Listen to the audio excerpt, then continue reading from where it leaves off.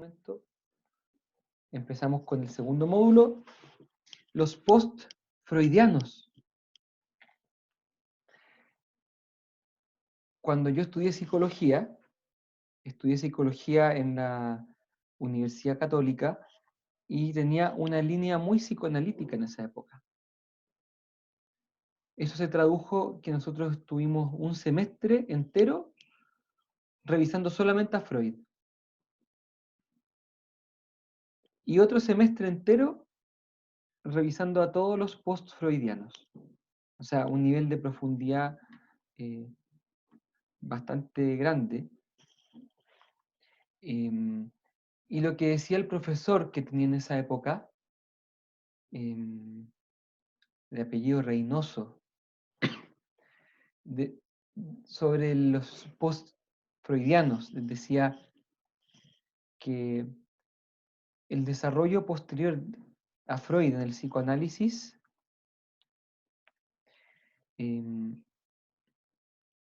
era muy, muy interesante y en algún grado era prácticamente una teleserie, porque los discípulos de Freud van a tratar de ponerse de acuerdo en quién tenía la razón y quién es el que interpreta verdaderamente a su maestro.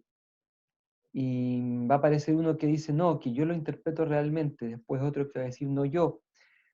Otros que van a acusar a sus colegas de traidores por haber realizado algún tipo de avance teórico, y otros que van a llamar a los otros retrógrados por quedarse pegados en lo que dijo Freud. Y se arma una verdadera teleserie en la que van a tomar parte personajes muy interesantes. Para aspectos de lo que nosotros podemos hacer en esta asignatura, aspectos de nuestra asignatura, vamos a hacer una gran división de los post-freudianos en dos principales grupos. Y a ver si aquí me ayudo con pantallita. Tendremos al grupo de la psicología del yo, que es el que vamos a partir viendo ahora.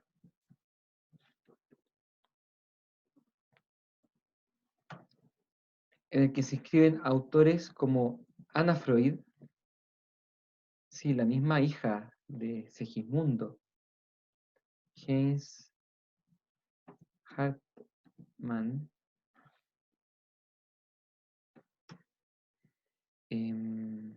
Margaret Mahler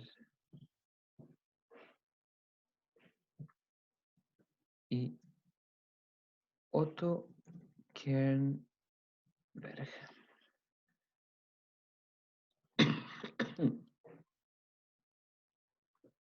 Hay un par de autores más que hay uno que seguramente ustedes lo conocen. Bueno, este no lo conocen probablemente, se llama Edith Jacobson.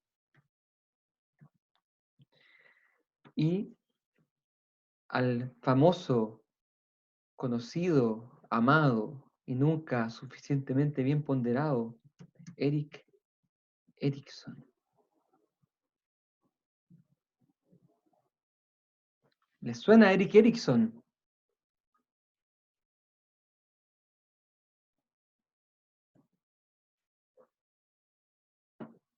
¿No les suena? Sí, profe. Etapas del desarrollo. Ese, gracias.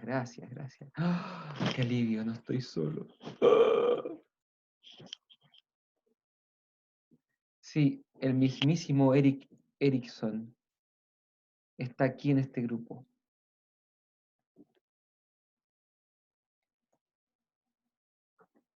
Y por el otro lado, vamos a tener el grupo de, ¿cómo llamarle?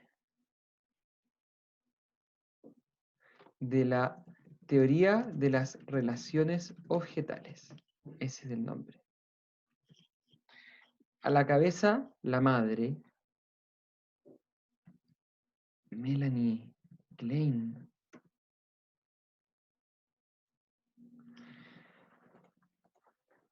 Tenemos a Donald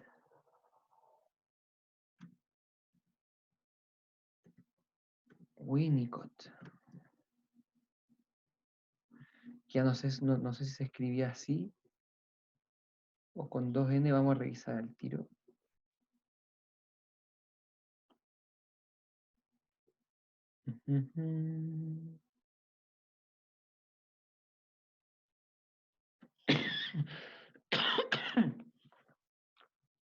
Se escribe con una T. Tenemos también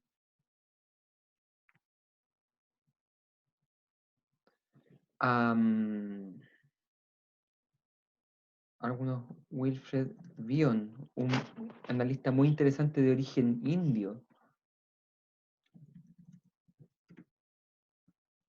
Ronald Fairbairn y Otto Kernberg.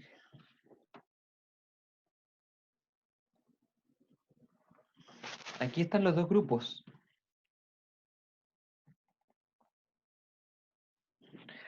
De todos estos, los que vamos a alcanzar a revisar bien son... ¿Cómo lo hago? A ver, selección. Y aquí este...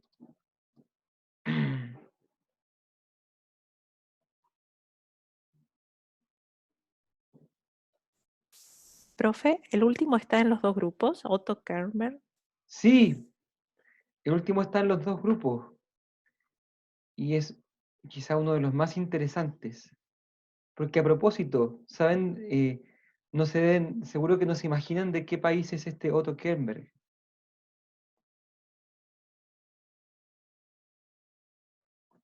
Bien, vamos a revisar a Anna Freud y a Margaret Mahler por acá. Por supuesto que a Otto Kernberg también, pero la próxima clase. Sí, en realidad nació en Viena Otto Kernberg, no es alemán.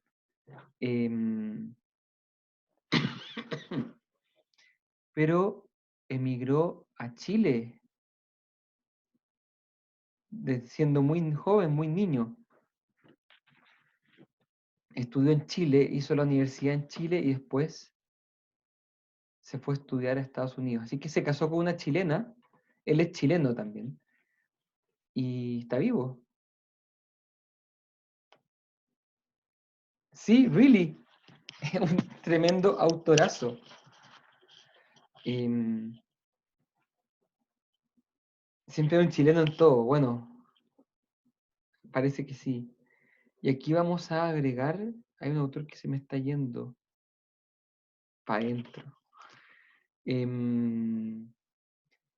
Pero vamos a verlo la próxima semana sin duda, porque además lo que Otto Kernberg logró sintetizar es sumamente valioso incluso para la gente que no es psicoanalítica. Bien, comencemos entonces con el grupo de la psicología del yo y específicamente con nuestra amiga, Anna Freud. Les voy a mostrar una presentación que tengo.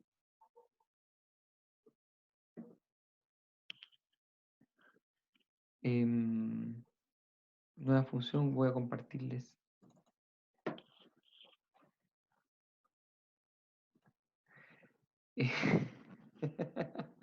Hay unas disputas en el chat, pero sí, yo también estoy orgulloso de ser chileno. Vamos entonces con la psicología del yo. ¿La ven bien? Sí, profe. Fíjense que aquí tenemos un iceberg que representa la manera en que Freud conceptualizaba el intelecto humano o el psiquismo humano. Está el yo, supuestamente el amo de la casa, supuestamente. En realidad es esclavo de 3 amos, ¿cierto? Está el super yo, que como muestra este iceberg, está como en la línea de la conciencia y la inconsciencia, y está el ello, que está en el profundo inconsciente, y que ocupa la mayor parte ocupa la mayor parte del psiquismo humano. Preguntan por interno si los autores como Jung o Adler se verán después. Sí, también tendremos tiempo para los disidentes, los que fueron primero los amiguis de Freud y después fueron los ex amiguis. Vamos a verlos también. Entonces, esta imagen es muy decidora porque la psicología del yo, como su nombre dice, va a centrarse en el yo.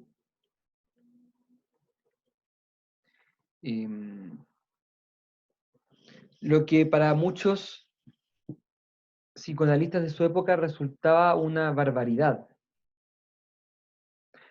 ¿Por qué creen ustedes que resultaba una barbaridad para los psicoanalistas de la época el que surgiera una psicología o un psicoanálisis centrado en analizar el yo? Profesor, Díganme ustedes. yo creo que porque los psicoanalistas se fijaban más en el ello, en las pulsaciones del inconsciente, como que siempre buscaban saber lo que había en el inconsciente y como transar e irse hacia el yo y ver más como de ese aparato psíquico. Yo creo que eso fue como el plus que le dio la psicología del yo, como que cambió como un poquito su rutina de estudio. Tienes toda la razón, lo mismo que dicen algunos en el chat. El foco estaba en lo inconsciente, en el ello. El gran descubrimiento de Freud no es el yo. El yo ya había sido descubierto. El descubrimiento de Freud es el ello, el superyo, lo inconsciente. Entonces los psicoanalistas de su época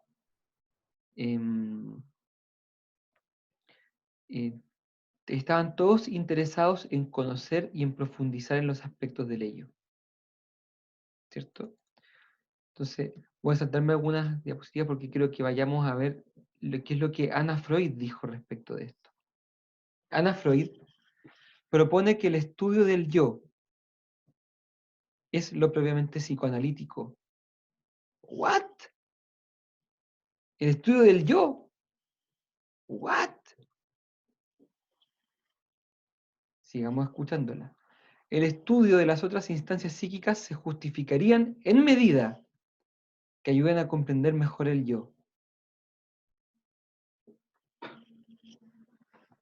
What? Really? Y la pulsión de muerte y la pulsión de vida, y el complejo de Edipo, y los complejos reprimidos, y la castración, y... Sí, Anna Freud diría, está bien, pero todo eso se estudió en medida que ayude a comprender mejor el yo. Los psicoanalistas se sacaban las mechas. Ah, no, ¿cómo se te ocurre decir esto? De hecho, Anna Freud agrega que el fin de la terapia psicoanalítica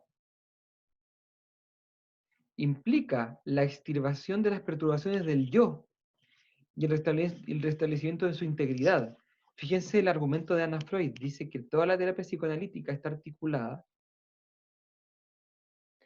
en torno a ayudar al yo.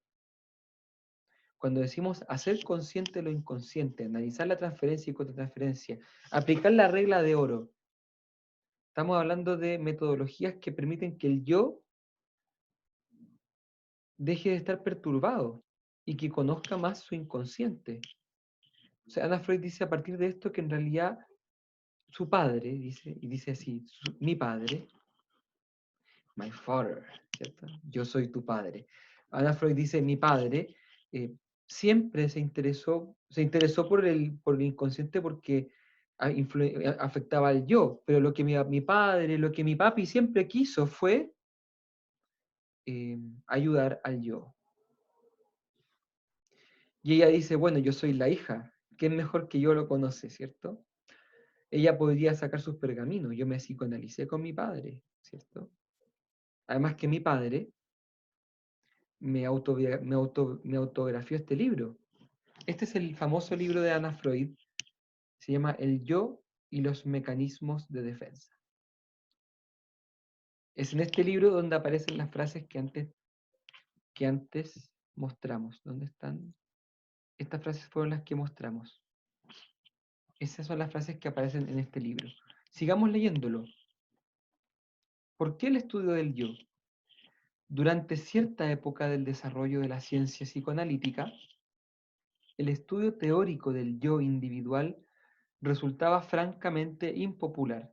Muchos analistas habían llegado al convencimiento de que la labor analítica sería tanto mejor científica y terapéuticamente cuanto más profunda fuese la investigación de los estratos de la vida anímica.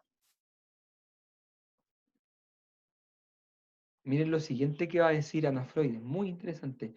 Cuestiones como las de la adaptación del niño o del adulto al mundo exterior.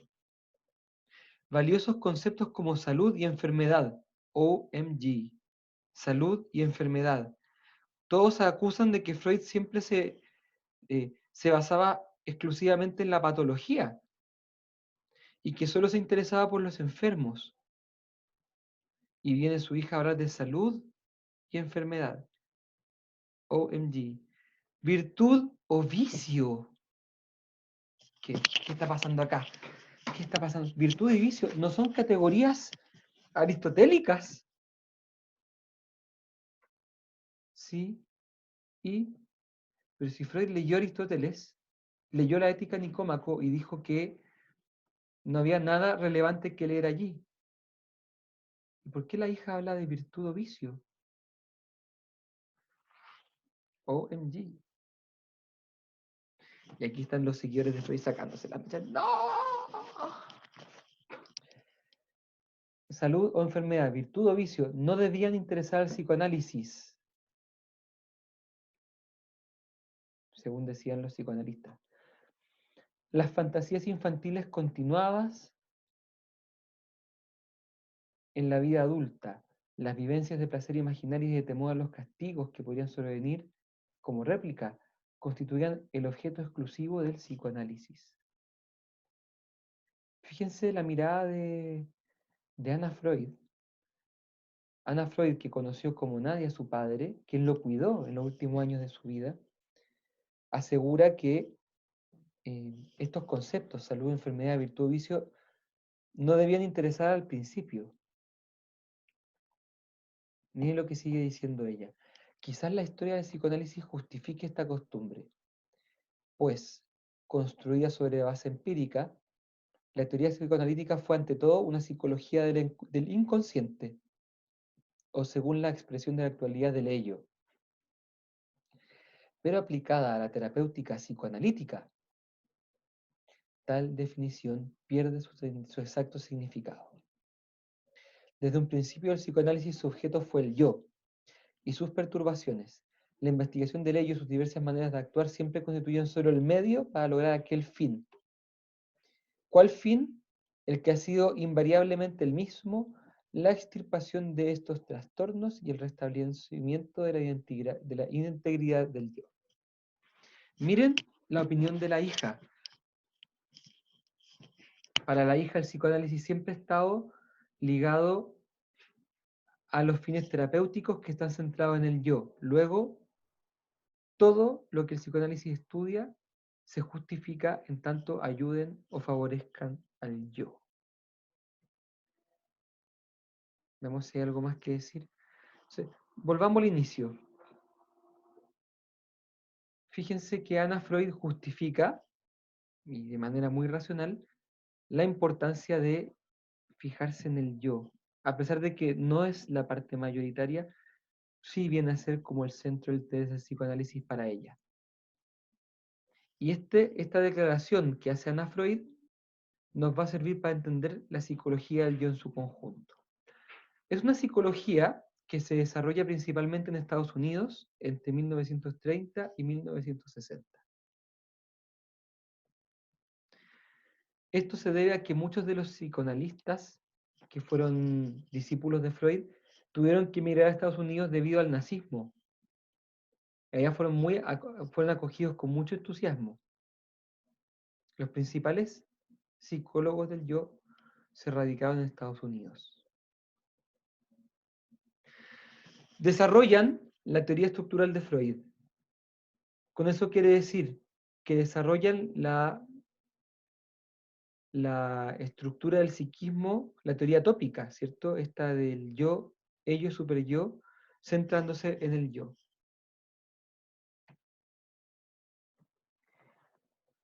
Fíjense esto, consideraron la existencia de una zona libre de conflictos dentro del yo, con autonomía respecto a las dinámicas inconscientes. Ya van viendo cómo a los discípulos más ortodoxos de Freud le empiezan como a salir canas. ¿Ya la están viendo? Fíjense que estos herejes están planteando que hay una zona libre de conflictos dentro del yo. Pero Freud decía que el yo era esclavo de tres amos. ¿Cómo va a estar libre de conflicto? ¿Se imaginan las teleseries que habían entre las cartas que se mandaban de Estados Unidos a Viena y a Londres? Ya las están visualizando el tonito. Fíjense lo interesante. La psicología del yo dice que dentro del yo hay una zona que es libre de conflictos, es decir, que no importa que haya material reprimido, no importa que haya neurosis, incluso que haya psicosis o trastornos graves de personalidad, no importa.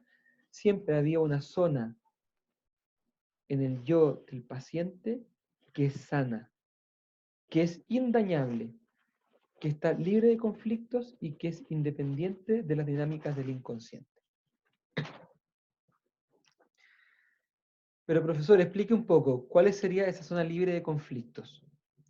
¿A qué se refiere? Bueno, funciones como la percepción, la audición, el tacto, funciones como el razonamiento más básico, la memoria y la conciencia, serían funciones que no se dañarían debido a las dinámicas inconscientes. ¿Profe, podría repetirlas? Sí, los actos perceptivos de los sentidos, la capacidad de recordar algunas cosas, la capacidad de pensar y de razonar de manera racional. Y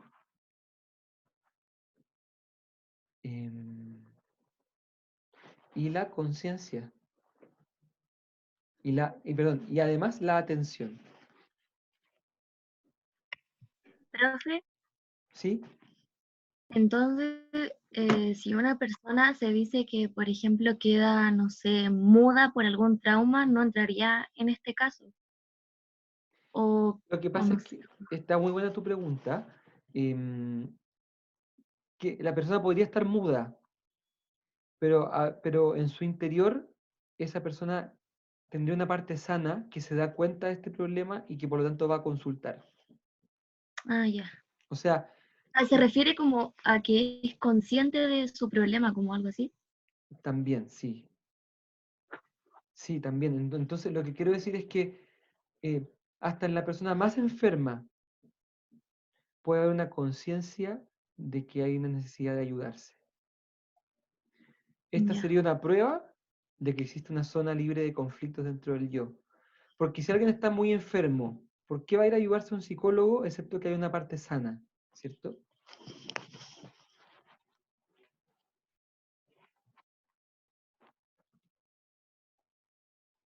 ¿Qué otra cosa más? La psicología del yo refocaliza el estudio desde los síntomas hacia la estructura del carácter, desde la psicopatología hacia el estudio del desarrollo normal. Voy a explicar las dos. Al parecer, el psicoanálisis de Freud se basaba mucho en recopilar cuáles eran los síntomas, por ejemplo, de la histeria o del obsesivo compulsivo. Perdón, alguien está hablando. Sí, le iba a hacer una pregunta. ¿Sí? Pero un poquito que está rebotando el audio. Sí está rebotando el audio. Sí. Bueno, Dale lo que nomás. pasa es que estaba pensando y, a ver, un segundo. Lo que dijo recién sobre que siempre había algo como sano en la persona. Ya. ¿Mm? Ya, ¿qué pasaría en el caso, por ejemplo, de una persona con esquizofrenia? Porque la mayoría de los casos que he escuchado como que ellos no van voluntariamente a ayudarse, sino que alguien los lleva, algún familiar nota que están como perdidos y los llevan cuando están en un estado así como muy desorientado. O la gente que se desconecta de la realidad, cualquier enfermedad así. La psicología, yo pensaría que incluso en la esquizofrenia hay una zona que queda libre de conflictos, que quizás está oscurecida o tapada por los otros conflictos, pero que esa zona está libre. De manera que una persona que quizás hace algún tratamiento o se recupera en algún grado de los daños de la esquizofrenia, podría como recordar que sufrió y podría querer mantenerse en terapia.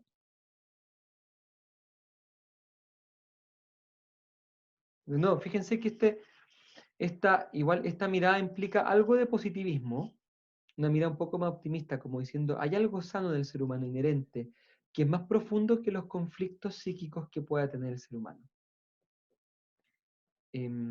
Aquí estamos. Focalizarse... Perdón, ¿Puedo? adelante.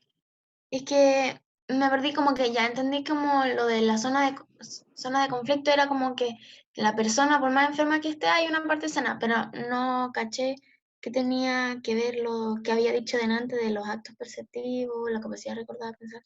¿Qué pasaba con eso? Esas eran partes de las funciones del yo que están libres de conflicto. O sea, uno puede tener Sí, o sí. una neurosis muy grave, pero uno no pierde la capacidad total de percibir el mundo o de atender algo o de ser consciente de algunas cosas.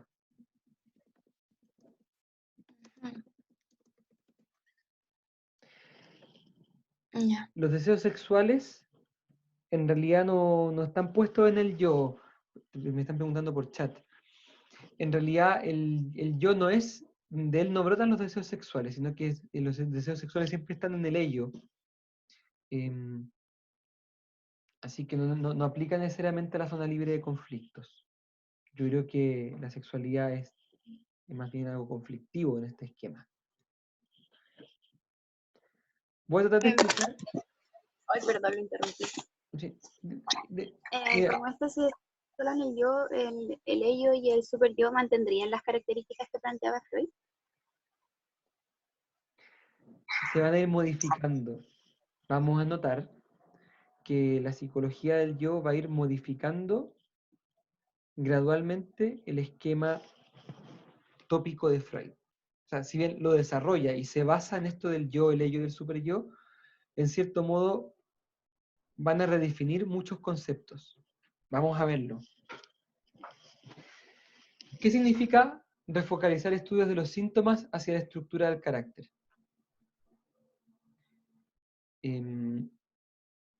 Como hablábamos, hay una estructura que apunta a este equilibrio económico de las fuerzas internas del psiquismo, del yo, el ello, el superyo, y del intento del yo por tener una buena relación con la realidad exterior. Pues bien, lo que va a postular la psicología del yo es que puede haber una persona que tenga una estructura neurótica, por ejemplo, pero que no esté padeciendo de neurosis. Profe, ¿qué está diciendo? Lo que estoy diciendo es que una persona, dicho de otra manera, una persona que enferma de neurosis, por ejemplo, que empieza con ataques de pánico, de angustia o con sintomatología TOC, quizás empezó con esa sintomatología en algún momento determinado de su vida, por ejemplo, hace 2 años atrás. Pero ¿cómo se explica que esa persona haya enfermado de eso si es que no hay antecedentes previos? Entonces, ¿qué es lo que se va a decir aquí? Sí había antecedentes previos. La persona que está sufriendo actualmente de algún trastorno neurótico obsesivo o histérico, siempre tuvo una estructura débil del carácter. Siempre tuvo una economía difícil en el juego de fuerzas de la tópica interna. Dicho de otra manera, si es que digamos, todos los enfermos de psicopatología tienen algún historial de una estructura débil, que justamente al fracasar gatilla los síntomas, podemos imaginar que hay muchas otras personas que todavía no están enfermas, no tienen sintomatología, pero que sí tienen una estructura débil de carácter. Por ejemplo, porque tienen un yo muy fuerte, un super yo muy sádico, o un yo muy débil, etc. Entonces lo que busca hacer la psicología del yo es poner más énfasis en cómo está estructurada la persona a nivel de las fuerzas libidinales y de las fuerzas de las instancias psíquicas, más que en fijarse si está o no enferma actualmente. Profe, Sí, ¿sabe? Justo dijo algo y me llamó la atención. ¿A qué se refiere con un super yo muy sádico? Como encontré la palabra muy, muy llamativa. ¿A qué se refiere? buena pregunta. Para Freud, el super yo es la instancia psíquica que supervisa al yo para que éste sea ideal y sea perfecto. Ujú. Cuando el yo no da el ancho moral que el super yo le propone, el super yo lo castiga. ¿Cómo lo castiga? Con sentimientos de culpa. Ujú. Y eso sería normal dentro del psiquismo que plantea Freud. Ahora bien, Freud postula que algunas personas tienen un super yo sádico, es decir, que le castiga demasiado con sentimientos de culpa, teniendo o no teniendo razón. En Ujú. palabras sencillas, como plantea un compañero, una persona muy escrupulosa, que se cuestiona todo, que todo el tiempo se siente culpable de todo lo que hace, ¿cierto? Ese sería como una persona que posee un super yo sádico, que se gusta, que se goza en hacerle daño al yo. ¿Y le puedo hacer una pregunta a base de eso? Sí, claro. ¿Cómo se desarrolla? Me imagino que con todo lo que tiene que ver con los orígenes infantiles y todos los traumas infantiles, poco menos, me imagino que, o sea, en verdad mi pregunta es, ¿cómo se desarrolla un super yo sádico? ¿Qué hace esa diferencia entre un super yo normal con un nivel de como moral o ética sano y pasa a este estado sádico? ¿Qué hace esa diferencia? ¿Cómo lo responderías tú? Yo me imagino personalmente no sé, un entorno familiar donde se desarrolla la personalidad del niño, que después pasa a ser adulto, obviamente, muy estricto, muy sobreprotector, quizá muy perfeccionista, como muy de las cosas como relacionadas a las personas con ansiedad, quizás, que tienen esas tendencias como el perfeccionismo, a la inseguridad, a la duda de uno mismo. Entonces, como que a mí mi respuesta sería como, le dieron razones para ser así. Bueno, eso es, o sea, el super yo, como bien dices tú, se forma a partir de la introyección de las enseñanzas de los padres. Entonces, que los Ujú. padres fueron muy exigentes, muy escrupulosos y muy castigadores, el niño va a Ujú. tender a ser muy escrupuloso, muy perfeccionista y muy castigador consigo mismo. Mm. Es tal cual. Ya Muy, veo. muy, muy buen tema, ¿eh? Me ha muerto la Así que atención. todos los que tengan un super yo sádico, vayan liberándose del sadismo del super yo, ¿eh? Muchas gracias, profe. De nada. Quiero saber si es que le quedó claro este cambio desde el estudio de los síntomas hacia la estructura del carácter.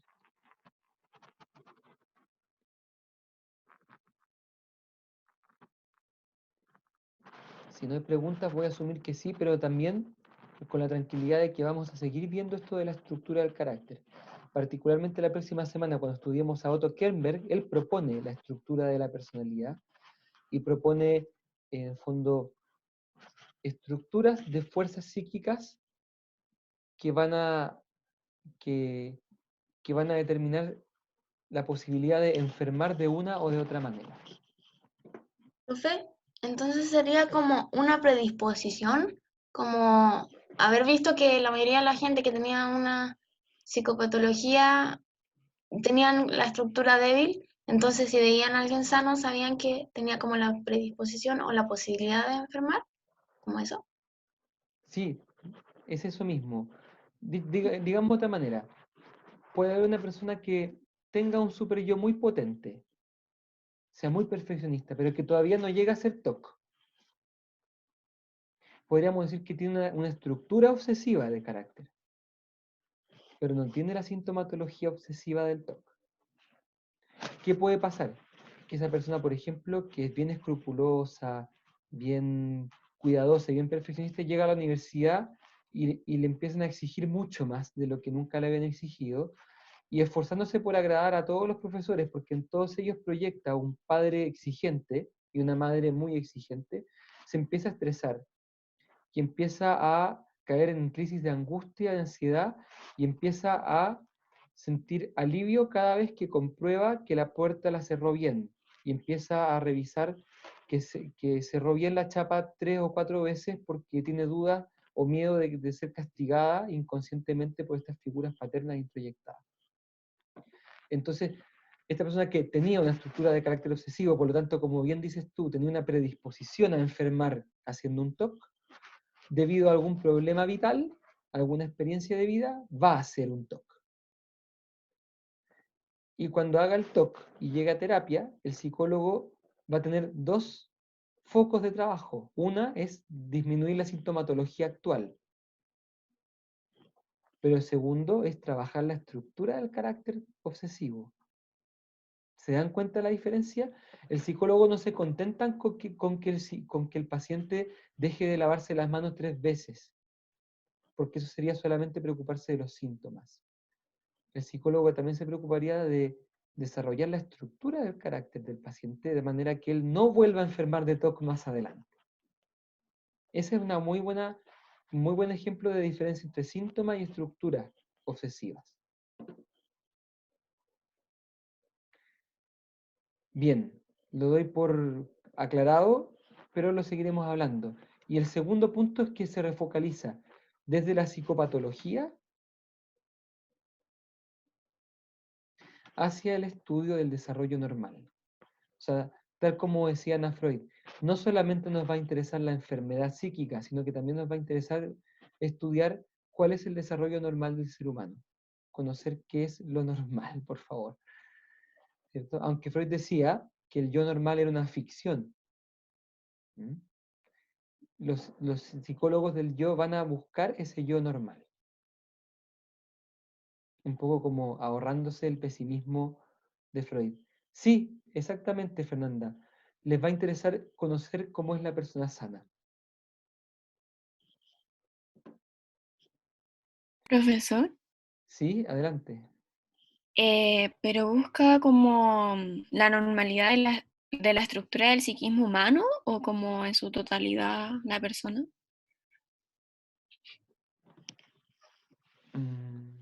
¿Cuál es para ti la diferencia entre psiquismo humano y la totalidad de la persona?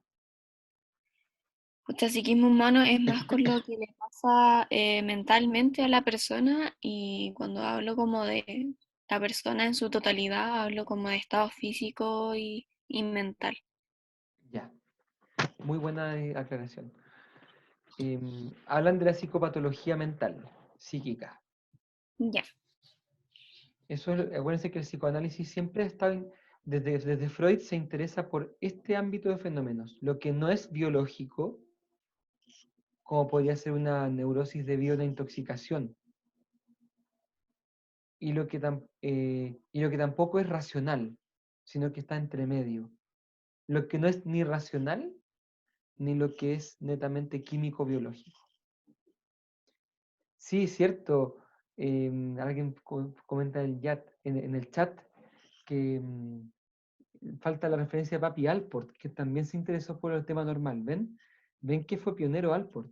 ¿Eh? Bueno, sigamos aquí con la psicología del yo. Aquí están los autores que ya les mencioné. Este PowerPoint lo voy a subir, ¿eh? Lo voy a subir para que ustedes lo tengan disponible. Y vamos a partir, ya vimos un poquito, pero ahora sí vamos a entrar en Anna Freud.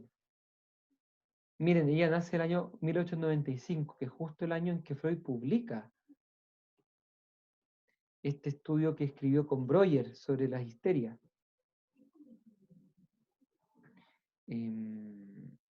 Freud es del 56, significa que fue padre de ella casi a los 40 años. No sabemos si el papá o el abuelo. Y Anna Freud vive casi 100 años. 87. Algunos datos biográficos de Anna Freud, es la hija menor de Freud. Sus biógrafos dicen que desde chica tiene una constante rivalidad con su hermana Sophie. Se especula que tuvo trastornos de alimentación y depresión. Fue una institutriz la que se hizo cargo de su crianza. Por supuesto que Tata Freud no tenía tiempo para ella, entre sus conferencias, y una época en la que se veía muy bien que el papá estuviera trabajando fuera de la casa y no tuviera ninguna injerencia en la educación de los hijos. Y la madre, que estaba a cargo de 7 niños, no le daba el ancho para poder hacerse cargo de ella. Entonces fue una institutriz la que se hace cargo de su crianza. Podemos imaginarnos todos la complejidad de su complejo de Edipo, ¿cierto? Siguiendo la línea freudiana, una mujer que es rechazada por sus padres y puesta en manos de una mujer extraña. Da para pensar, ¿no? Miren este dato. Teniendo 23 años, realiza psicoanálisis con su padre durante 4, o sea, entre los 23 y los 27 años, ella va 2 veces por semana donde el papá, para que el papá analice sus sueños y su intimidad. ¿Qué les parece? ¿Les parece ético que Anna Freud se haya atendido con su propio padre? Raro, ¿no? Cero ético. ¿O será que Freud era tan capaz y tan inteligente que podía analizar a su propia hija sin enredarse con los aspectos de su paternidad? Profe, tengo una duda. Adelante. Ella y Freud, bueno, su relación como de padre e hija, ¿fue realmente como de padre e hija o más como paciente y no sé, Mira, terapeuta? es buena pregunta. Yo no sabría respondértela porque no conozco tan en detalle la biografía de Anna Freud. Pero lo que sí sabemos es que después de analizarse con su padre, ella va a tomar, y estando su papá más anciano, ella va a tomar va a hacerse cargo de su cuidado. Va a ser como la hija que es el típico, en esa época, el bastón del padre, el bastón de la ancianidad. Ella va a cuidar a Freud y de hecho ella va a preparar su nueva casa en Inglaterra, en Londres, a donde se va a mudar con Tata Freud, ¿cierto? El año 37, por ahí. Así que podemos pensar que sí hubo una relación entrañable de padre e hija, además que era la hija menor, se puede haber habido algún tipo de consentimiento, pero también habría que pensar cuánto influye el hecho de la ocupación que tenía su papá, y si acaso uno podría imaginarse, ¿no habrá sido el super yo de Freud que le hacía sentir culpable, el que le hizo pensar que tenía que gastar más tiempo en ella, y no encontró una mejor manera que analizándola? ¿Qué crees tú? ¿Será posible? Buenas preguntas, pero no lo sabemos. En 1922, después de los 4 o 5 años de terapia con su papá, ingresa a la Sociedad Psicoanalítica de Viena como psicoanalista de niños. Interesante que ella se haya interesado por el trabajo con los niños. ¿Será que ella con esa está preocupándose de la niña que ella fue y que no fue preocupada por los padres? ¿Será o no será? Datos biográficos. ¿Qué otra cosa más sabemos? Que a partir de 1923 se dedica a cuidar de su padre enfermo de cáncer y lo cuida durante 16 años. En 1935 se hizo cargo de la dirección, nada menos que de la dirección del Instituto de Formación Psicoanalítica de Viena. Su padre le dio un cargo nada menor, la directora de la formación psicoanalítica de Viena, la cuna del psicoanálisis. En 1936 publica El yo y los mecanismos de defensa, el libro que les mostré, que Freud de hecho lo va a comentar en un texto que él publica en 1937, alabando el trabajo de su hija. Muy interesante. ¿Qué habría dicho Freud en torno al Edipo de su hija? Buena pregunta. Yo diría que posiblemente la hija logró quedarse con el padre edípico, y además como se quedó con la dirección del psicoanálisis, ha logrado reemplazar su papel masculino y se ha hecho con su falo. Ha adquirido el pene del padre, diría Freud, ¿cierto? O algo así. En 1938, junto a su familia, huye de Austria y emigra a Inglaterra debido a la invasión nazi, y ahí es cuando le prepara este lugar en Londres, ¿cierto? En 1939 muere su padre, y en 1947 funda la Hampstead Child Nursery, que se convertiría después de su muerte en el actual Anna Freud Center. Si no me equivoco, este está en Inglaterra. Anna Freud Center. Sí, está en Inglaterra. O sea, Anna Freud se fue a Inglaterra y se quedó allá. Profesor, una pregunta. Sí. Quizá adelante. Ella no crea ningún modelo teórico, o sea, ella se basa todo en lo que ya dijo su papá, y los otros seguidores de Freud, algunos, o sea, otros sí crean modelos teóricos diferentes, ¿verdad? Bueno, esta pregunta es muy buena y sirve para entender el aporte de todos los post-freudianos, ¿cierto? Todos en alguna medida son innovadores de la teoría y en cierto modo son continuadores de la obra de Freud. Entonces no es que hayan inventado un modelo nuevo, pero dentro del psicoanálisis hicieron desarrollos importantes.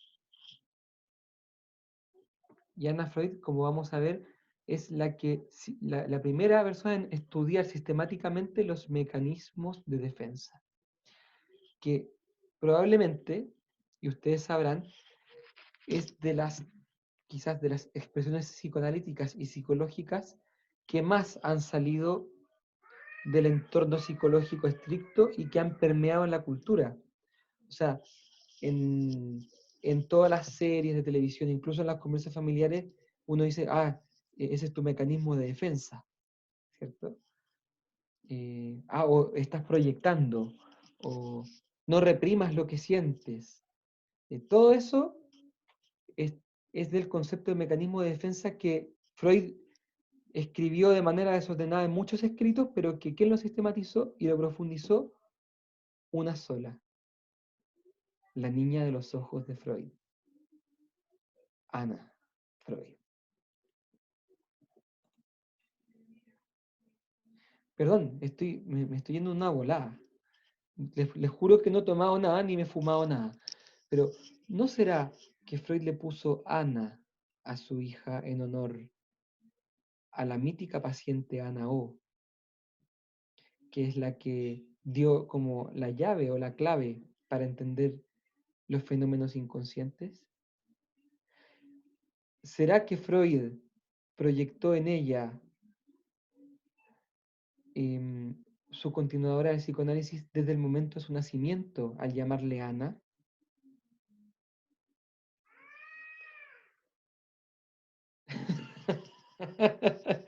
Sí, las vitaminas estaban fuertes. Les juro que no he tomado nada. Pero fíjense, son ocurrencias. Vamos a ver cuáles son los aportes de Anna Freud al psicoanálisis. Ya lo hablamos, estudia el yo, y eso ya lo vimos. Vimos sus escritos. Contribuye a la investigación y más bien a la sistematización de los mecanismos de defensa. ¿Profe? Déjame terminar esta parte. Postulando nuevos mecanismos de defensa, estableciendo una secuencia de desarrollo evolutivo de los mecanismos de defensa y categorizando mecanismos de defensa primitivos y evolucionados. Finalmente, da más importancia al descubrimiento de los mecanismos de defensa del yo que al descubrimiento de contenidos inconscientes. Ahora sí. ¿Fue la única hija que se interesó en todo esto? No lo ¿Sus sé. 6 hijos? No lo sé, pero es la única conocí como famosa. Ay. Y el último aporte de Anna Freud es que de alguna manera inició y desarrolló el estudio de la psicología infantil y de la psicoterapia infantil específicamente. Vamos con Anna Freud. Esto ya lo vimos, el estudio del yo. Mecanismos de defensa. ¿Qué es lo que plantea Anna Freud? Perdón, quizás avancé un poco rápido. Lo que quise decir es que el estudio del yo ya lo vimos cuando hicimos esta como introducción a la psicología del yo. Esto es lo que plantea Anna Freud. En resumen... Profe, tengo una duda, ¿le puedo decir? Sí, ahora dale. Ya, es que Ana se va a alejar Perdón, como de la tendencia autoagresiva de la persona, porque como plantea lo de los mecanismos de defensa, igual eso es más positivo. buena pregunta. Me has pillado. Yo no sé no sé bien qué es lo que opina Anna Freud sobre la pulsión de muerte y la pulsión de vida. Sí sé que asume la teoría libidinal de su padre, pero no estoy seguro de si es muy entusiasta o cómo integra la pulsión de muerte. Qué Sí, ganas que en de realidad saberlo. ya como que lo mezcla. Posiblemente, pero no te sabría responder. Ya. Lo siento. Entonces también soy de carne y hueso, ¿eh? No, mentira. Mecanismos de defensa. Entonces, ¿qué es lo que postula Anna Freud? Dice que parte hablando de la represión, ¿cierto? Que ya todos conocemos y que incluso es el primer mecanismo de defensa que Freud postula, ¿cierto? Anna Freud dice que la represión, si bien es el principal mecanismo de defensa, sería uno entre muchos otros mecanismos de defensa. O sea, sería el mecanismo de defensa principal, el primogéneo, aquel por el cual se entierra al complejo de Edipo para siempre en los subterráneos del Ello. Pero habrían otros mecanismos de defensa. A diferencia de la represión, que es una defensa ante la angustia que proviene del Ello, del superyo, los otros mecanismos de defensa tendrían por objeto defenderse de la realidad externa desagradable. Me explico. La represión le sirve al yo para defenderse de los aspectos inconscientes. Los otros mecanismos de defensa que vamos a revisar ahora y que sistematiza Anna Freud sirven para defenderse de la dolorosa realidad externa. O sea, blindan al yo en otra dirección. Vamos a verlos. El primero, siempre en primer lugar, la represión, que también Anna Freud llamó olvido motivado.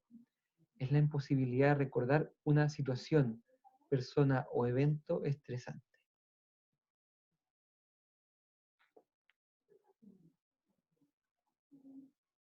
Entonces, este ya lo conocemos, ¿cierto? Alguien que no se acuerda de algo que sí vivió y que para Anna Freud es olvido motivado. Acuérdense que Freud también lo definía como esfuerzo de desalojo. Ya conocemos la represión. Vamos con el siguiente. Negación. La persona, a pesar de formular sus deseos, pensamientos, sentimientos entonces reprimidos, sigue defendiéndose, negando que le pertenezca.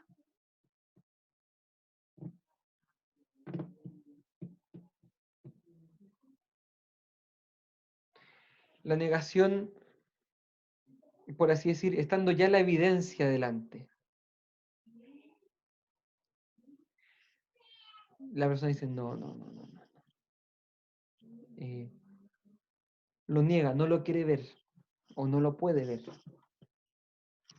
Es como, quizás esto pasa podríamos pensar como ejemplo, Ah, no, mira, hagamos algo más interesante. Ya que estamos en este sistema de clase interactiva y muchos de ustedes han estado participando muy activamente y algunos quizás ya tienen el 7, vamos a un espacio en que me gustaría que ustedes sugieran ejemplos de negación. 2 ejemplos de negación. Y después yo voy a dar Profe, uno. yo. A ver, dale. Por ejemplo, cuando o sea, como cuando dice que la suegra como que le gusta el yerno, y eso podría ser como una negación de que no, como a mí me va a gustar mi yerno, y eso, como que se me ocurre eso, es un tipo de negación. Va bastante bien, pero en el caso que Freud describe es represión. Lo que pasa no es negación porque Freud no alcanza a decirle a la suegra que su problema es que le gusta su yerno, pero si Freud se lo hubiera dicho en la cara y ella lo niega, sería negación. Ah, ya. Profe, Adelante. quizás podría ser, es que negación me suena mucho cuando, en el caso ponte tú de las personas que son de la comunidad LGBTQ+, ¿ya? ¿Todo eso? Ujú. Como quizás personas que, digamos, no sé, dudo que pueda llegar y decirle a alguien, no, es que tú eres homosexual, sino que la persona entre todos lo sabe, pero no quiere admitirlo. Entonces a mí me tinca que quizás podría ser eso, que independiente de que si el psicoanalista también se da cuenta de que la persona es consciente de que es homosexual, por ejemplo, que le diga así como, no, pero es que no lo soy. Como algo así me tinca, no sé, como la negación, parte del proceso por la, no sé, por la discriminación social o todo lo que puede significar. Entonces, una forma de defenderse de eso sería negándose. Me parece un excelente ejemplo.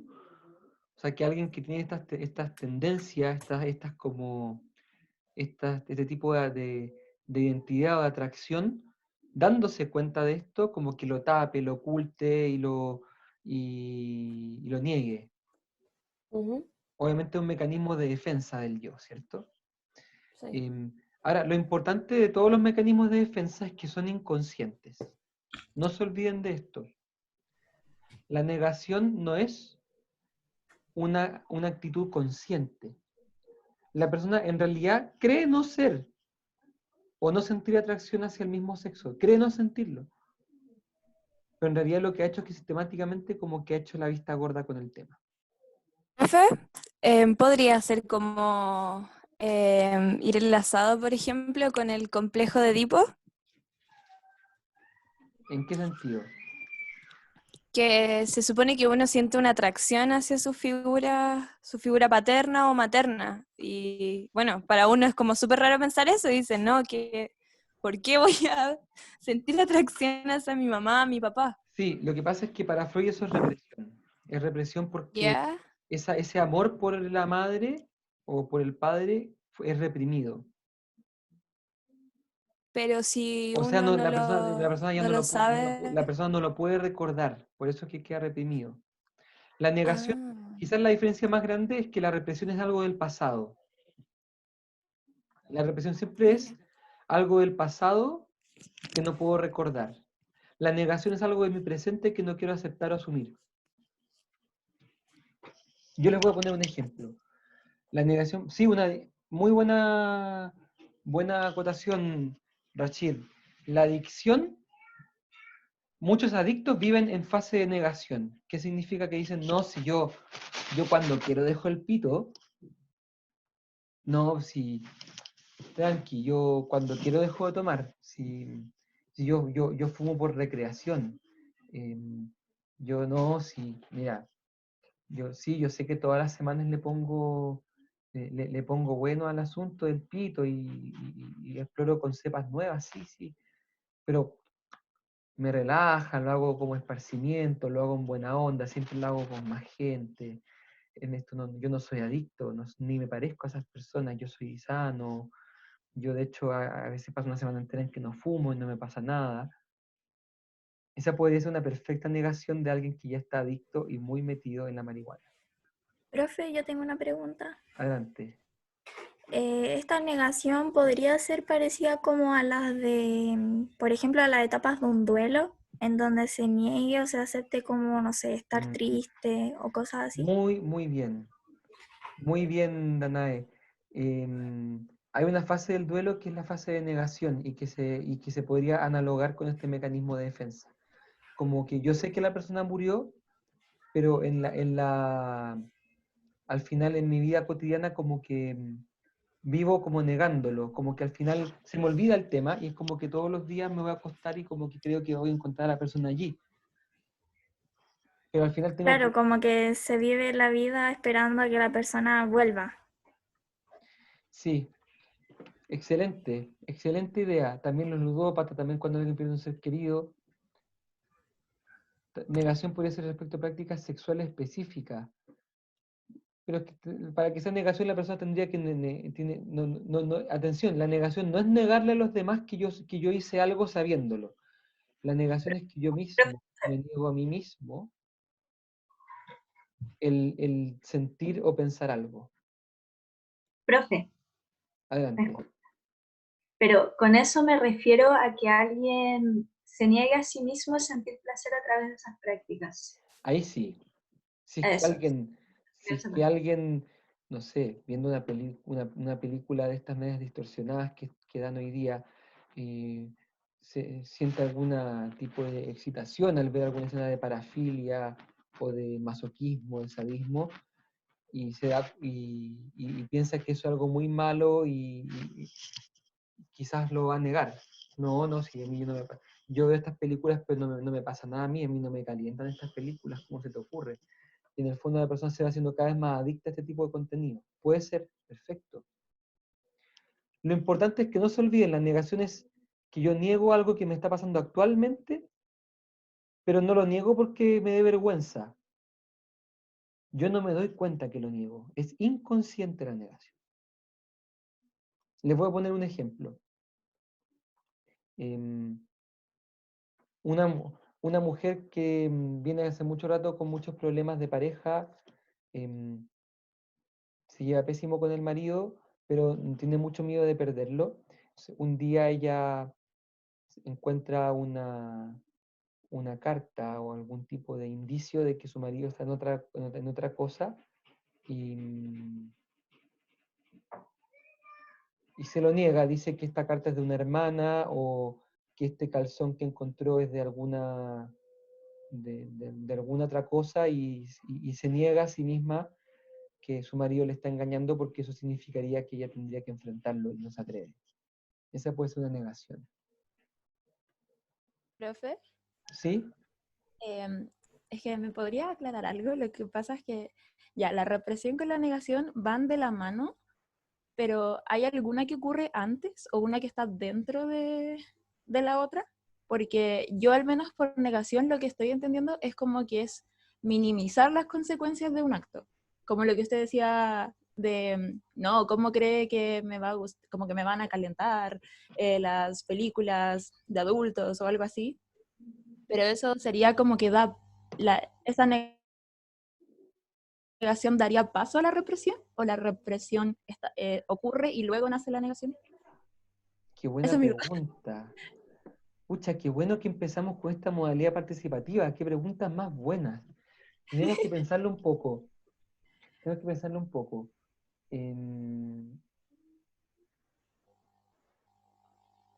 La represión para Freud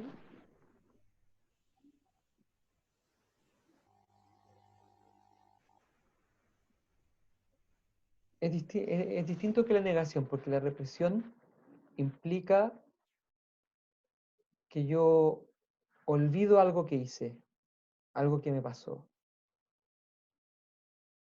Lo hice, me pasó. Quizás, como bien dices tú, quizás en ese momento lo negué y después lo mandé a la represión. Puede ser que sí, fíjate, puede ser que toda represión nazca una negación, pero eso quizás los freudianos estarían rajando vestibular al escucharme. Yo como no soy freudiano, pero me hace lógica lo que se plantea, que quizás toda represión implica algún grado de negación de la realidad. Me tinca, me tinca. Gracias, muy buen aporte. Fernanda Arce, ¿en qué sentido las obsesiones serían negaciones?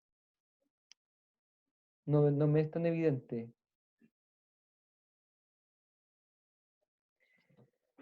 Nicole.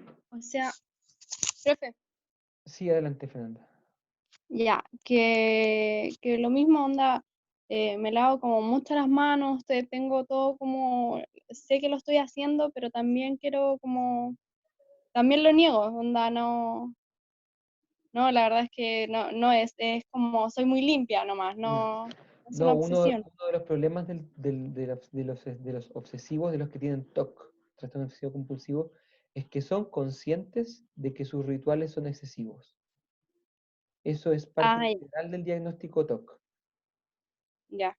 Si no es algo más grave, si es que la persona con TOC, o sea, que hace ritual y todo, no se da cuenta que eso es algo excesivo, estamos hablando de una cosa más psicótica, mucho más grave. Lo propio del TOC es que hace todos estos rituales porque si no se llena de angustia, pero entiende perfectamente que es ridículo. Ah, ya. Así que ahí no hay negación. Ok. Es como ponerle excusa a algo que uno sabe que está mal. Sí, eso es la represión y la negación. Lo que pasa es que son estas excusas, pero que son inconscientes. Importante de nuevo esto. No es que la persona lo haga a propósito, sino que es una especie como de reacción instintiva, de inconsciente. Persona con múltiples Profe, ay, perdón. un segundo. Persona con múltiples personalidades, ¿podría presentar negación de esta al no tener conciencia? No, porque cada personalidad no conoce a la otra, así que no la puede ni siquiera conocer como para negarla.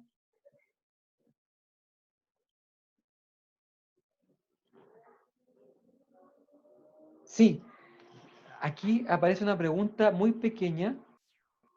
Deme un segundito, un respiro, porque hay tres cosas que hay que atender.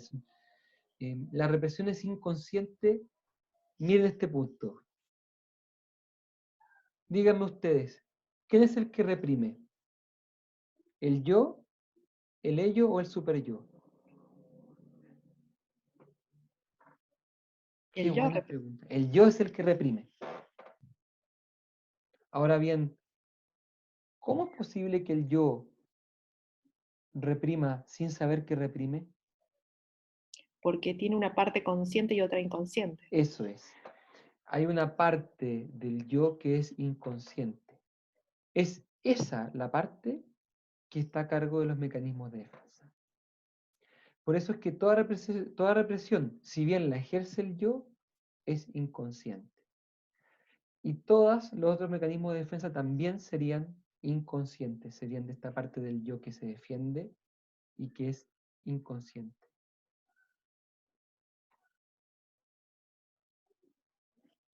Bien, hay una pregunta más de Kendra Castro y había alguien más que quería decir algo y pasamos a la siguiente mecanismo de defensa, ¿ok?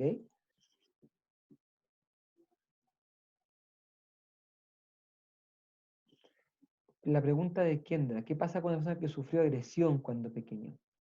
Y ese evento está olvidado, pero en el presente es una persona agresiva y niega ser ese tipo de persona. Kendra, estás hablando de un mecanismo de defensa que vamos a ver un poquito más adelante, que se llama el desplazamiento. Ya lo vamos a ver, Kendra, pero ese te va a responder. La negación es un mecanismo de defensa para defenderse de una verdad que resulta incómoda.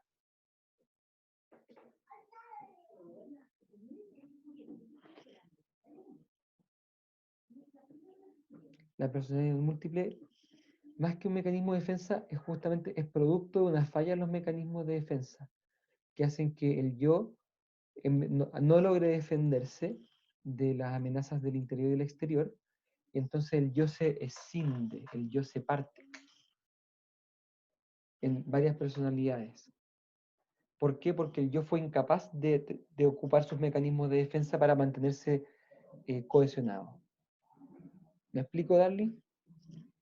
Sigamos con los siguientes mecanismos de defensa. Qué interesante esta materia, ¿o no? Aislamiento. ¿En qué consiste? Es un mecanismo de defensa que consiste en apartar un pensamiento o comportamiento de tal forma que se rompan sus conexiones con otros pensamientos con el resto de la existencia del sujeto. solamente voy a dar, ya que la anterior nos extendimos muchísimo, fue maravilloso, pero tenemos que pasar esto. Voy a recibir 2 ejemplos de aislamiento de parte de ustedes. ¿Qué se les ocurre de aislamiento? 2 ejemplos.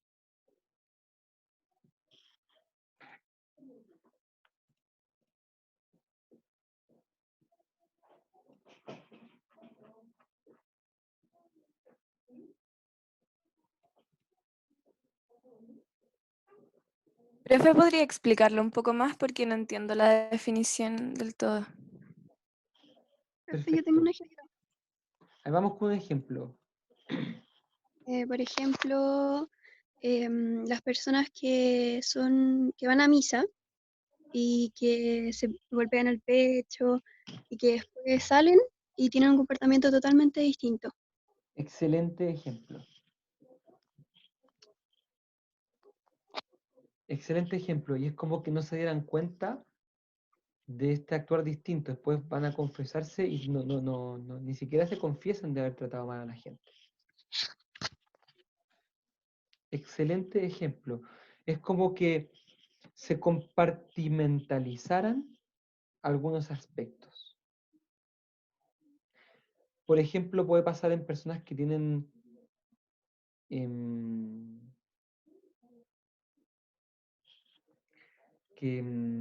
parecen llevar una vida súper normal, pero, no sé, una vez al mes se disfrazan de algo y hacen cosas muy extrañas y después vuelven como a la vida normal. Eso podría ser un caso como de un aislamiento, que implica una conducta disociada también. Profe, ¿Sí? puede ser como cuando... Profe, ¿le puedo...? 1 y 2. Hay dos personas que están... Adelante, Que lo diga ella primero. Quería preguntar si es que puede ser como cuando de repente ocurre alguna situación traumática y esa persona le piden como relatar los hechos y lo relatan como si fuese como algo muy normal. Eso es. ¿Sí? La experiencia traumática se queda fijada en el psiquismo como de manera aislada del resto. Muy bien. Profe, ¿puede repetir lo que dijo la compañera? Es que no entendí tanto. La compañera habló de las experiencias traumáticas que quedan como almacenadas en un rincón distinto del psiquismo y que a veces son relatadas a pesar de, y que como son apartadas del resto del psiquismo, muchas veces la gente las relata su experiencia traumática de manera insensible, como una cosa ajena, sin que haya conexión entre esa experiencia con la persona. Ya. Profe, ¿puede ser un ejemplo el hecho cuando hay violencia intrafamiliar y que el esposo, por ejemplo, le pega a la mujer, la trata pésimo y después de la nada hace como si nada hubiese pasado y que se lo olvida y la trata bien? Perfecto. ¿O no entra acá? Perfecto ejemplo. Hay una situación que fíjense, que se niega y se le aísla. Aquí se combinan los mecanismos de defensa, se pueden combinar. Se niega que haya violencia intrafamiliar y cada vez que, pero todo ese ámbito como de violencia se termina aislando, como en un rincón. Ahora, permítanme dar un ejemplo. Volviendo al ejemplo de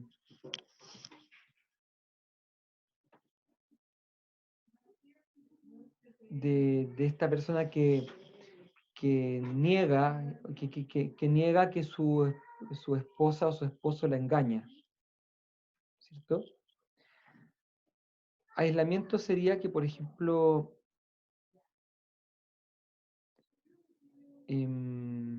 pase alguna, a ver, ¿cómo? Déjame pensarlo bien. Ella sepa, por ejemplo, que su marido se juntó con una mujer toda una noche. Se entera porque, no sé, vio un video en que el marido salía con esta mujer en el auto y volvió tarde. Pero ella aísla este suceso, este pensamiento, y dice como, pero No tiene nada que ver con las otras cosas, simplemente como que... A ver, me estoy enredando un poco, pero creo que lo estoy viendo claro ahora. Imagínense que, que la mujer se entera que la engañaron. Ay, yo creo que esto me ha tocado en la consulta. Un hombre o una mujer que llega y que dice que ha sido engañado, pero que no se plantea no se cuestiona la relación. Lo lógico, una persona que se quiere un poquitito es que si ha sido engañada, se cuestione seguir con la otra persona. Porque relaciona el ser engañado, o sea, relaciona el engaño con la otra persona como con algo que traiciona la confianza de la relación.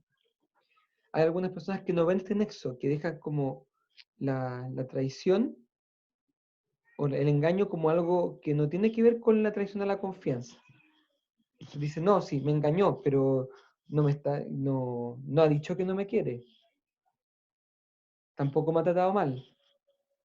Como que no saca las consecuencias de lo ocurrido, ¿me explico? Pasa algo que lo asume, no lo niega, pero no saca todas las consecuencias que debería sacar de ese pensamiento. Lo aísla.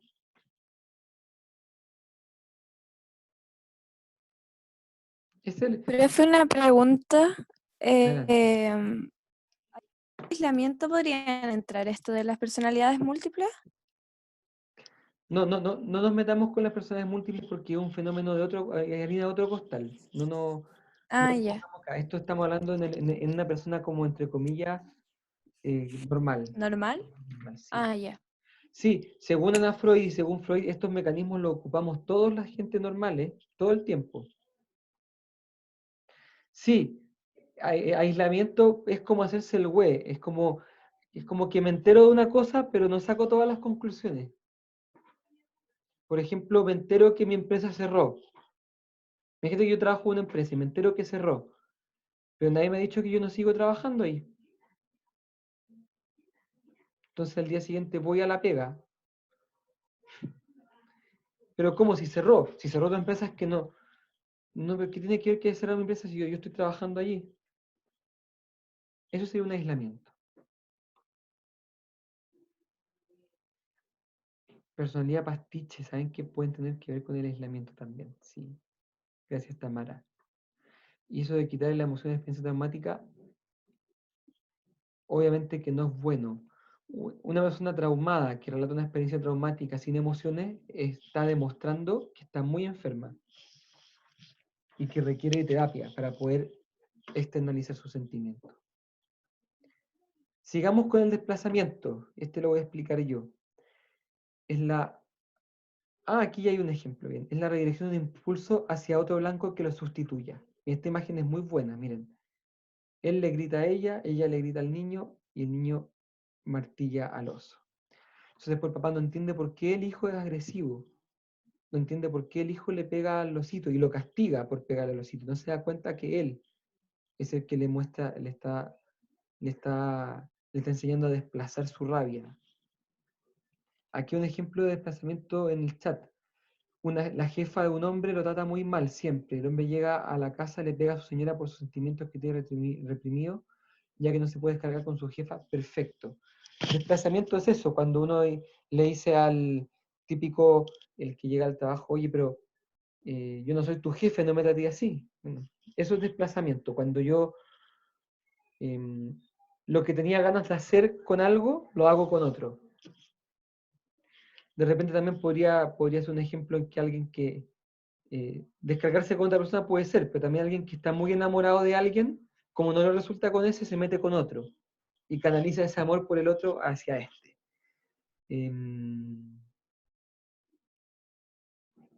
No solamente la rabia, también se sirve de desplazamiento, el amor puede ser. Está esto del clavo que saca otro clavo, ¿les suena? Ese es un muy buen ejemplo de desplazamiento de la libido.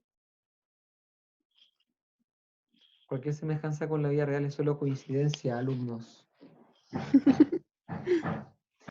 Y tenemos la proyección, que quizás es el mecanismo de defensa más conocido, ¿cierto? La tendencia a ver en los demás aquellos deseos que son inaceptables para nosotros. Entonces uno dice, no, es que son todos tan sádicos los otros. Son todos tan perversos y calientes. Son todos tan tontos y tan inmorales, ¿cierto? Y vos mírate al espejo, ¿cierto? La proyección...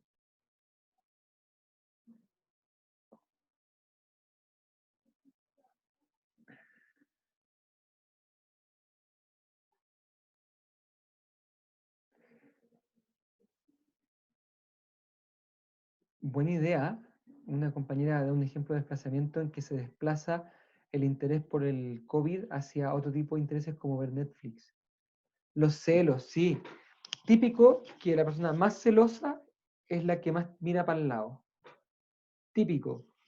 Se los doy por firmado, se los doy. En cambio, el que no mira para el lado suele ser poco celoso. Cualquier semejanza con la vida real, solo coincidencia. No sé si hay que explicar demasiado la proyección, pero significa que hay un aspecto inaceptable en mí que en vez de tenerlo aquí adentro y juzgarlo como algo malo, lo tiro para afuera, lo juzgo afuera y me lavo las manos. ¿Mm? Sigamos. Formación reactiva. Se actúa o piensa lo opuesto a un deseo reprimido y que se constituye como reacción en contra de este.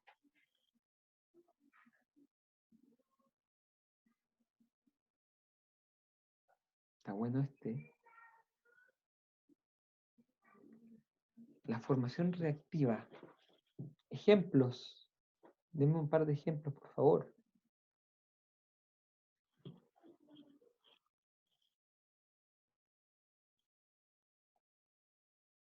Puede ser como este dicho antiguo de el que te quiere te aporrea. Si es que asumimos que ese dicho tiene algo de, tiene algo de razón y que y no lo tiende como a validar, sí, es como eso.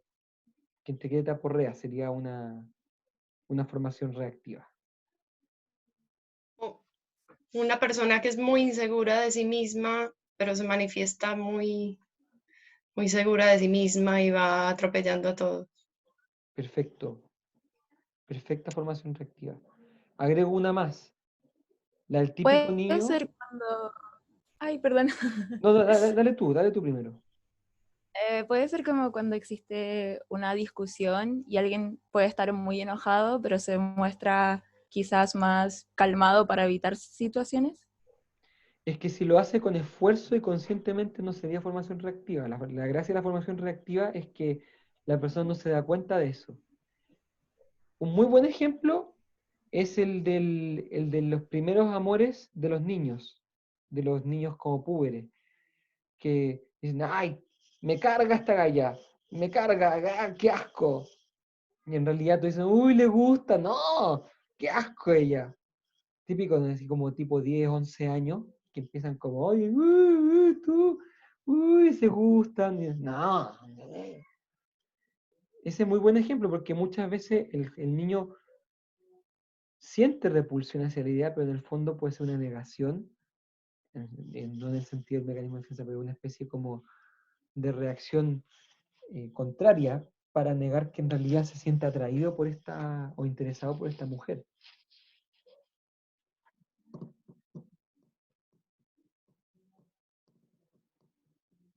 Bien. Introyección. El sujeto, el de la señora que le gustaba a su cuñado.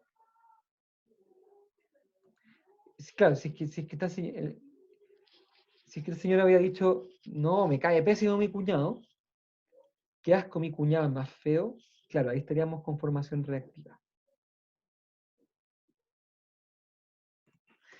Introyección. El sujeto hace pasar en forma fantaseada del afuera al adentro, objetos y cualidades inherentes a determinados objetos. Recibo 2 ejemplos de introyección.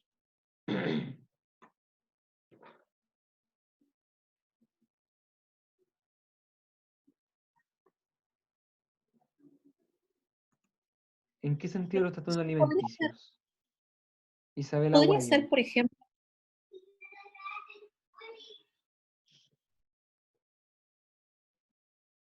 ¿En qué sentido la anorexia? Ayúdenme, que no... O sea, yo creo, aunque yo igual lo pensaba cuando miraba como el gatito y mirándose un león, pero no sé si realmente sería eso, porque ahí sería como un trastorno y no estaría como siendo un No, mecanismo de defensa quizá, no sé en verdad, pero era como porque hay niñas como que tienen ese trastorno y se ven en el espejo que están más gordas y en verdad están súper flacas. sí, pues eso sería lo contrario a la Lo introyección. contrario, claro. Entonces, pero yo creo que a eso quizás se referían. Ya, había alguien más que te quería hablar. Profe, Adelante. ¿pueden ser como los aires de superioridad? Ya. Así como cuando alguien, no sé, como que se cree más de lo que realmente es, o así como soy Sí, seco en tal cosa y realmente no lo es. sí, pero tendría que necesitar algún tipo de algo de afuera que introyecto hacia adentro. Por ejemplo, que yo crea que soy súper seco en el fútbol porque Messi me mandó un mensaje por WhatsApp. Ahí estaría introyectando el poder de Messi porque él como que me tocó por WhatsApp. La ¿Profe? introyección siempre significa asumir alguna cosa desde afuera y hacerla mía, aunque yo en realidad no la tenga, pero la hago mía.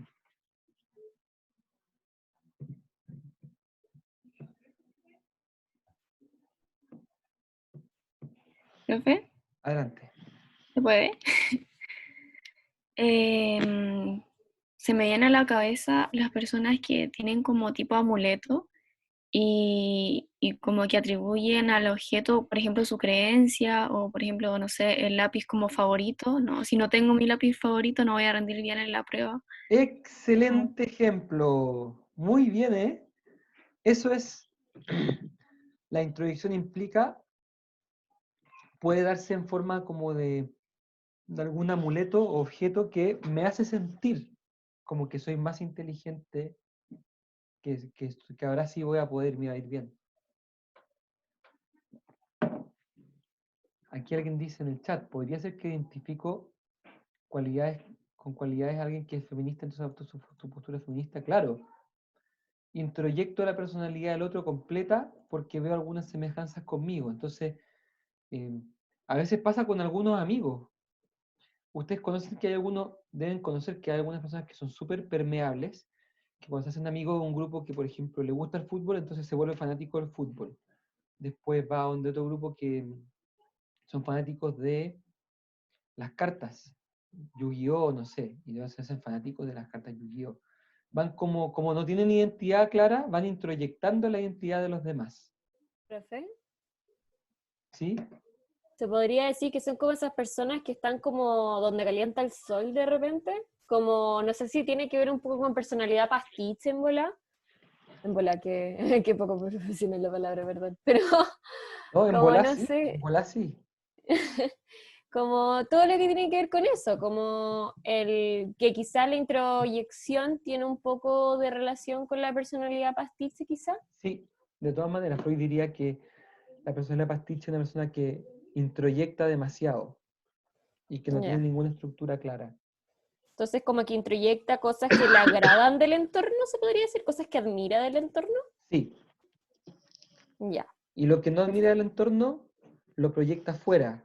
O sea, al Y final, ahí hace lo de la proyección de como, ay, es que son todos tontos menos yo. sí, eso, Porque yo me junto con los Mateos, por ejemplo. exacto.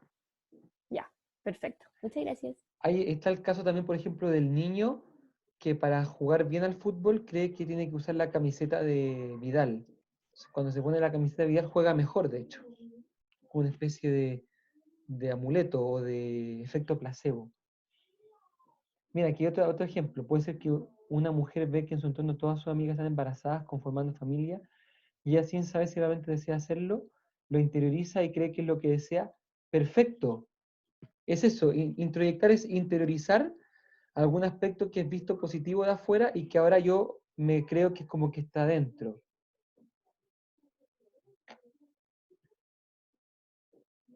Sí, me parece. Sí, excelente esto, Profe, que se junta con famosos, se siente también famoso, importante. ¿Sí? ¿la introyección es inconsciente o consciente? Todos los mecanismos de defensa que estamos mostrando son inconscientes. Ah, ya.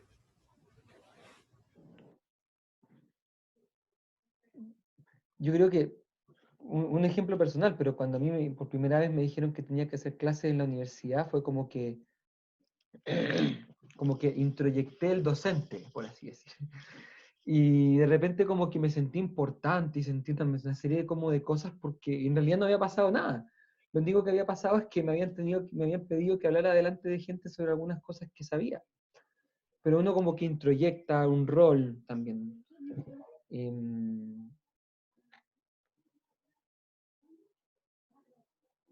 Va por ahí. De repente, al final siempre la introyección apunta a que yo gano, me creo o gano alguna cualidad que no tengo y lo saco de algo que está fuera, ya sea de otra persona o de algún objeto. Freud decía que el superyo era una introyección de los padres. O sea, la moral de los padres, que al principio estaba fuera, ahora era introyectada y quedaba dentro en forma de superyo.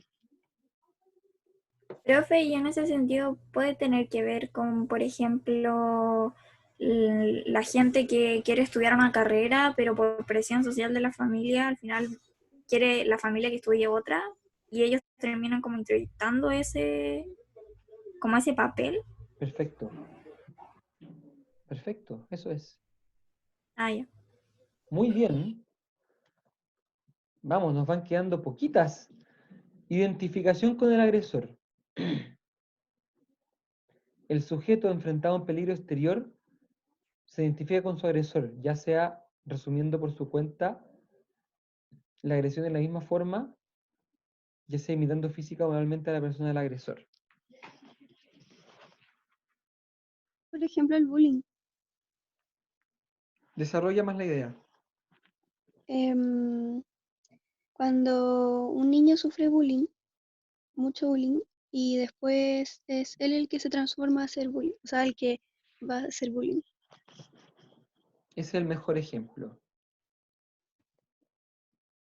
Digamos que el agredido se identifica con el agresor que lo agredió y ahora toma el papel de agresor con otros. Esto es algo que se ve demasiado en el tema de la violencia intrafamiliar. Mucho, mucho. El bisabuelo le pegaba a su hijo. El hijo, mientras el bisabuelo le sacaba la mugre, juraba que él no le iba a pegar a su hijo. Cuando él creció y tuvo a su hijo, el papá, le pegó, tal como le pegaba antes el bisabuelo, y así sucesivamente se va transmitiendo la violencia de generación en generación, de manera inconsciente.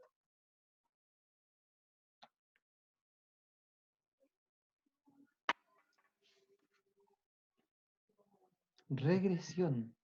Qué buena imagen esta, este adolescente chupándose el dedo.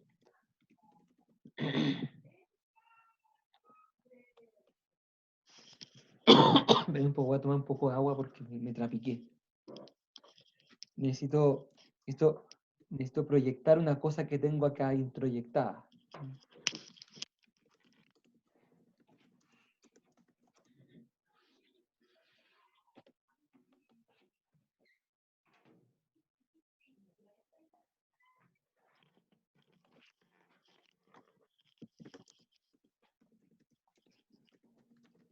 Ya. Entonces, la regresión. Hay una pregunta sobre la identificación con el agresor que la vamos a responder antes. No se extrañen si es que los mecanismos de defensa se parecen unos con otros. En realidad, muchas veces para estos psicoanalistas, No es necesario que haya una clara diferencia entre ellos y muchas veces se trabajan combinados. Posiblemente la identificación con el agresor se parezca al desplazamiento, pero es específicamente relacionada con el tema de la agresión. Sobre la regresión, es buena el ejemplo que pone ahí una compañera en el chat. Es cuando llega un hermanito pequeño, ¿cierto? Vuelta a la etapa anterior. Sería como un niño que por mucho tiempo fue consentido, después no es un hermanito y ya no es tomado en cuenta, para que los peces empiecen a hacerse en los pantalones. Perfecto. El síndrome de Peter Pan. ¿Profe? El problema del síndrome de Peter Pan es que no hay regresión, nunca se llega a la adultez. La regresión sería alguien que fue adulto y después volvió a ser Peter Pan. ¿Profe? ¿Sí? Podría ser como, por ejemplo, la denominada, hoy se me fue el nombre, la crisis de los 40, por ejemplo, como que, no sé, una persona, un adulto de, no sé, padre de familia, por ejemplo, se da cuenta que ya no puede, no sé, hacer lo mismo que hacía hace 20 años, porque ya, no sé, tiene que estar como a cargo de su familia, y dice, no, todo esto inconsciente, obvio, ¿cómo va a ser esto posible? No, ¿sabes qué? Voy a volver a mi juventud, me va a comprar el auto que siempre quise, entonces trae problema económico, o se empieza a juntar con los amigos del hijo y empieza a meter en los carretes, cosas así. ¿Podría ser un ejemplo de regresión? Perfecta. Perfecta, muy buena. Como en Belleza Americana, dice aquí alguien. Yo no conozco esa película, pero confío en ti. Sí, la regresión es eso. Y bueno, según los psicoanalistas la vivimos todo el tiempo. Cuando estamos, por ejemplo, estamos como en la clase y decimos, ¡ay, qué lata! Voy a tomar una cosita rica, total, después me pongo al día, veo la clase porque está grabada. Sería una actitud como infantil, porque sería como acercarse al objeto deseado, que es como el sustituto del acto sexual, y con él como que me refugio un poco de la dureza del momento, de la clase. Sí, el puerilismo también, el viejo Lane también. Sí, la crisis todo eso es la regresión. La gracia nuevamente es que ocurre inconscientemente. La persona no se da cuenta lo que le está pasando. Y cuando los demás le dicen, oye, es que estás comportándote como un lolo, la persona le cuesta verlo. Sigamos. Las últimas dos. Racionalización y sublimación. La racionalización sería intentar dar una explicación coherente desde el punto de vista lógico o aceptar desde el punto de vista moral a una actitud, acto, idea, sentimiento cuyos verdaderos motivos no los percibe.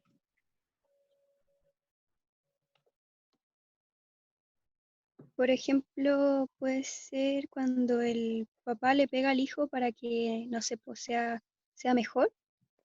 Como dice, como Por le tu pego a bien. mi hijo para que, claro, para que tú seas mejor como persona y crezcas. Sí, No sé. es como darse una excusa racional para justificar una cosa afectiva. Sí, es como la justificación también, sí.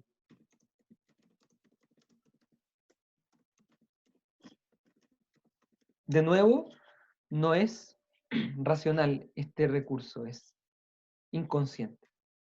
La persona de verdad cree que lo hace racionalmente. Esto es lo que postulan los psicoanalistas. Pero, en realidad lo que está haciendo es tapar otro impulso. ¿Profe, sería como el fin justifica los medios? Sí, pero en el inconsciente. Porque el fin justifica los medios de una manera de justificar la ética.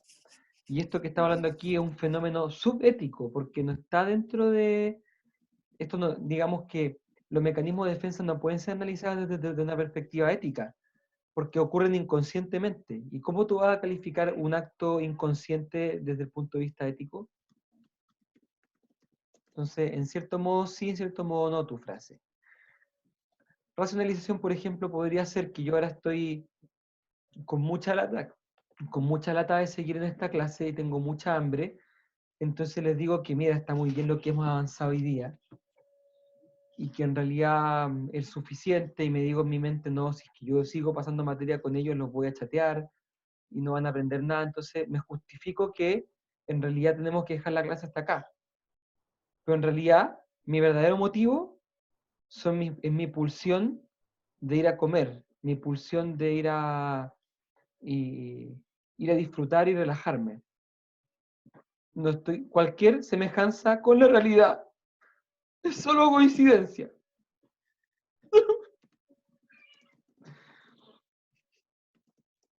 Profe, ¿Sí?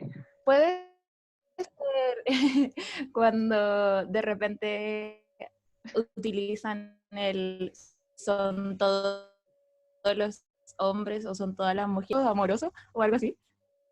Pero se me cortó tu audio. ¿Podrías repetirlo, tu frase? Sí, cuando de repente se utiliza son todos los hombres o todas las mujeres iguales, y es como para justificar cuando ha tenido como malas relaciones o como una mala racha. Pero si es cierto que son todos iguales.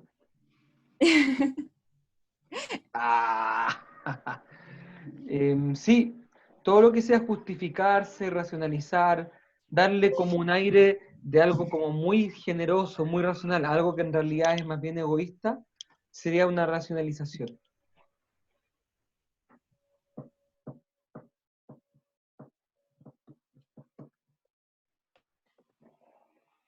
Y finalmente, la sublimación,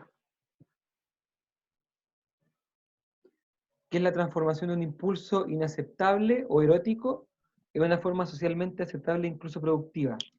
Esto ya lo leyeron del propio Freud en el texto de las 5 conferencias, cuando él hablaba de que uno de los destinos de lo reprimido o de la energía sexual, en vez de la represión, es la sublimación, que significa transformar esas energías en algo, en un producto cultural.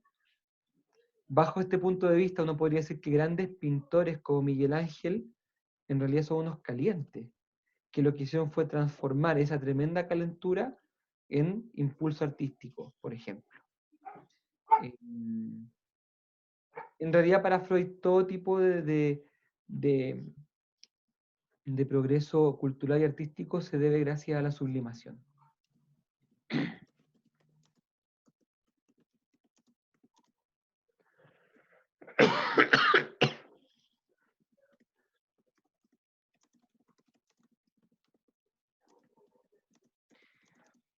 Nos va quedando poquito de Ana Freud, ¿eh?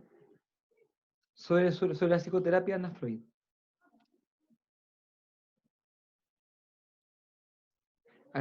Perdón, estoy un poco enredado porque esta hora ya me estoy mareando, ¿eh? Cerremos los mecanismos de defensa.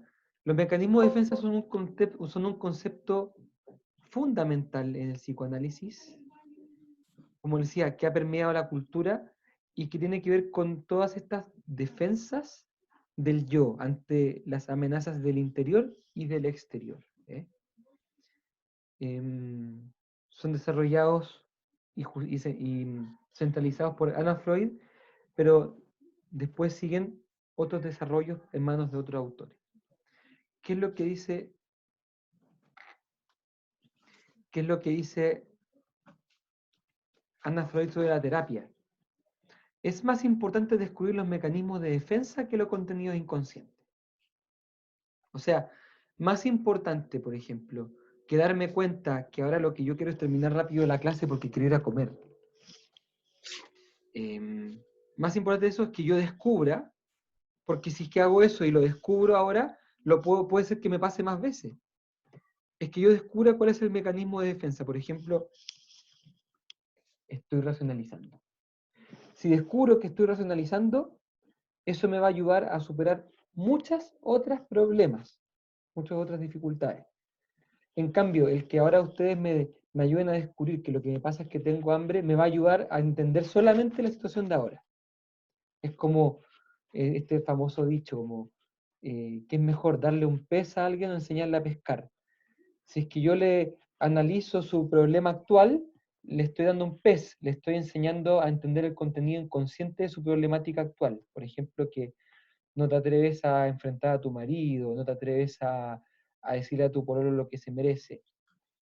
Pero es mucho más profundo si es que te enseño a pescar. O sea, si te digo, mira, da lo mismo si es que si te atreves a no enfrentar a tu marido, date cuenta que tú eres una persona que niega la realidad. Porque probablemente esa negación de la realidad como mecanismo constante influye no solamente en la relación con el marido, sino que también en el trabajo, con los hijos y con todo el resto de las áreas.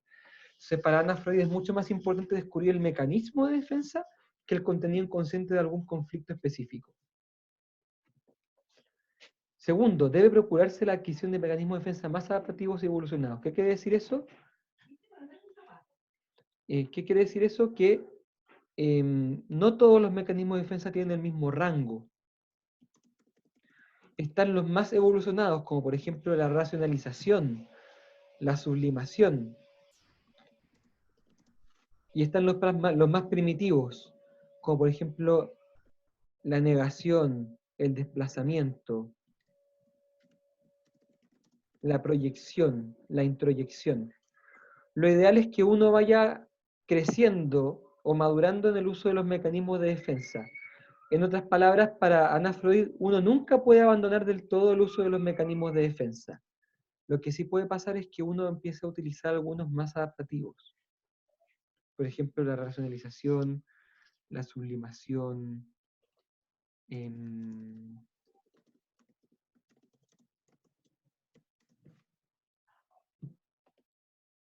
la represión también es un mecanismo que en general es más alto que la negación o el desplazamiento. A ver si es que vemos que la regresión. Claro, de aquí vería que estos últimos son los más evolucionados. Pasar de un sistema de mecanismos de defensa más primitivo a uno más adaptativo implica pasar de una estructura de personalidad más frágil a una estructura de personalidad más robusta. Y fíjense esto otro muy interesante de Ana Freud.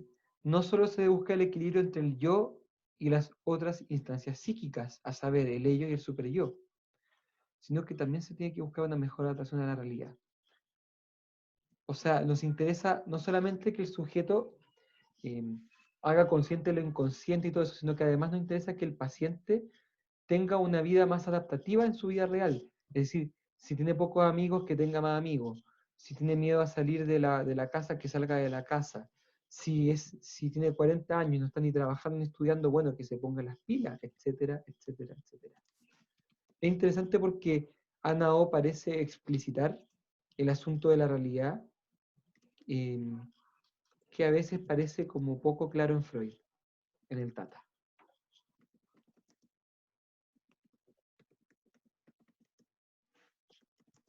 ¿Cómo vamos hasta acá?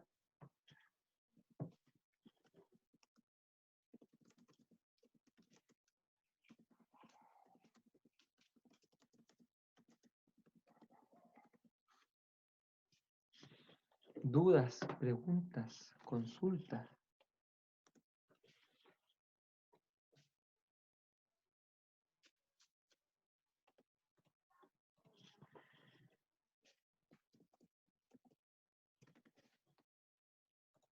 Entonces, estimados, ya que no hay más dudas, consultas ni preguntas, y escucho por ahí unos micrófonos donde hay unos mastiques exquisitos de unos sándwiches con queso derretido y pollito, grill y con orégano.